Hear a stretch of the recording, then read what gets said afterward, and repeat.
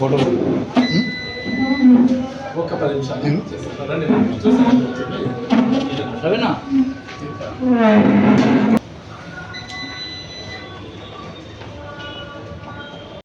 ఏదైనా మరి అంత ఏంది ఘోరం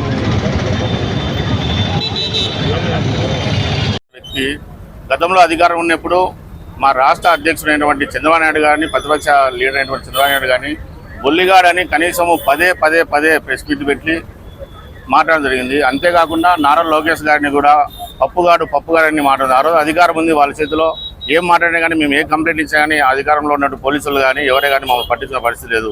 కానీ ఈరోజు గౌరవ ముఖ్యమంత్రి గారు అధికారంలో ఉన్నా కానీ ఎక్కడైనా కానీ రాష్ట్రంలో ప్రతిపక్ష లీడర్లు అయినా కానీ ప్రతిపక్ష మహిళలు కానీ ఎవరైనా ఒక మాట మాట్లాడినా కానీ మా నాయకుడు ముఖ్యమంత్రి గారు మా పార్టీ కార్యకర్త అయినా నాయకుడైనా కానీ జైల్లో వేయించిన పరిస్థితి ఉంది.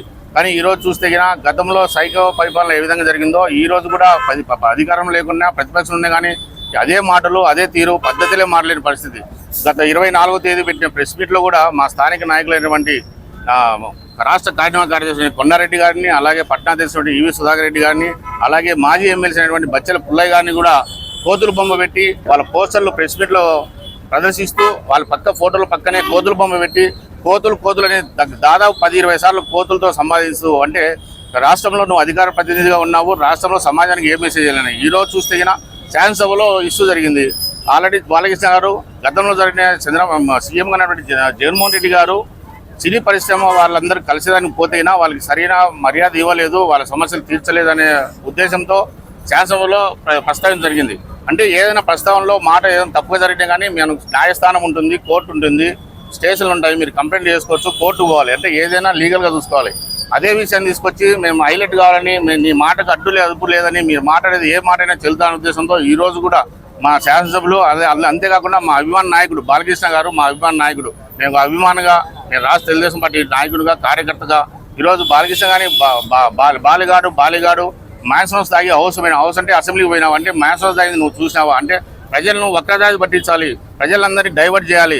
నిన్న జరిగిన డిఎస్సి ఫలితాలలో 16,000 ఉద్యోగాలు కల్పించాము అనేసి పండగలాగా రాష్ట్రం మొత్తము నిరుద్యోగులంతా పండుగ చేసుకుంటుంటే ఉద్యోగాలు వచ్చేందరూ దాన్ని డైవర్ట్ చేయాలనే ఉద్దేశంతో చిన్న ఇష్యూని తీసుకొచ్చి బాలకృష్ణ తిరిగినా ఇదంతా డైవర్ట్ అవుతుందనే ఉద్దేశంతో ఈ విధంగా రాష్ట్రంలోని వైసీపీ నాయకులను ప్రకటిస్తున్నారు.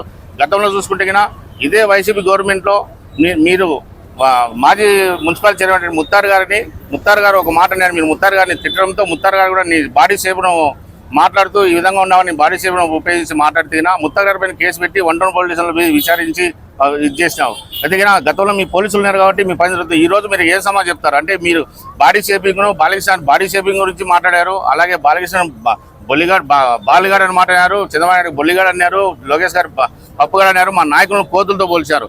కాబట్టి ఈరోజు పోలీస్ స్టేషన్కి వచ్చాం. 3 టౌన్ పోలీస్ స్టేషన్లో కంప్లైంట్ ఇవ్వడం జరిగింది. ఈ పోలీసులు కూడా ఎంతవరకు న్యాయం చేస్తారు, గతంలో మా మీద ఏ విధంగా కేసులు పెట్టారో అన్యాయం జరిగినప్పుడు కేసు ఖచ్చితంగా పెట్టాలి. సమాజంలో ఈరోజు చూస్తేనా టీడీపీ కార్యకర్తలు రెచ్చగొట్టే విధంగా పరిస్థితి ఉంది ప్రొద్దుటూరులో. అంటే నోటికి ఏది వస్తే అది ఎంత నాయకుడైనా సరే ఏమైనా సరే మీకు ఎదురు వస్తే చాలు వాటిని తిట్టడము, జంతువులతో పోల్చడము, ఏ విధంగా ఉంటే ఆ విధంగా మాట్లాడుతున్నారు. కాబట్టి ఇంతటితో పులి స్టాప్ పెట్టాలి. ఈరోజు మేము ఎందుకంటే ఈరోజు మేము కూడా ప్రెస్ మీట్ పెట్టి మేము కూడా మాట్లాడగలం, మాకు కూడా దేవుడు 4 ఇచ్చాడు.